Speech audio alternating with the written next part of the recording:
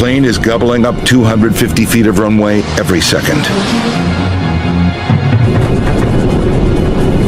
If they don't slow down quickly, they risk overshooting the runway and hitting terrain that could rupture the plane's heavily laden fuel tanks. Brakes, full brakes, Rich. My feet are flat to the floor. Keep it in, Rich. Hammer them.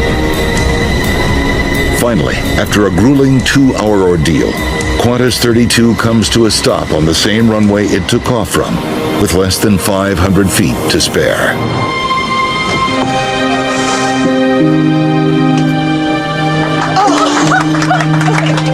Hallelujah.